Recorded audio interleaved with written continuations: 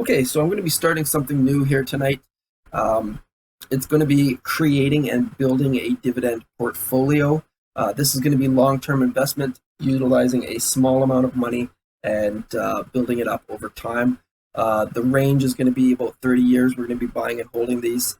So just slowly starting in and building the dividend portfolio. If you want to join along and build this is going to be free, and I'm going to be uploading a video probably once a month here as we build the positions and just start. So we're going to be starting slow, anywhere from $50 to $100, possibly $200 per month over the long term. Remember, this is buy and holds, and we're looking for long-term retirement.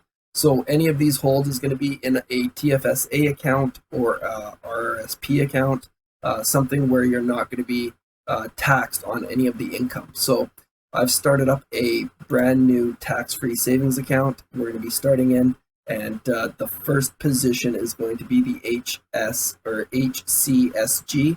I bought at market.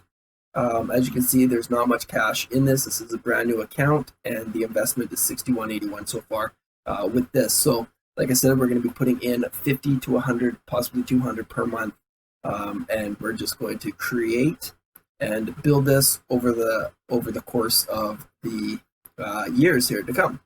Eventually, I'll show the projected income as we build the positions. But for now, this is the very first position in this brand new account. I thought I would try something new here and post these on YouTube and hopefully get people started if they haven't already started in dividend portfolios. So kind of a fun thing to do.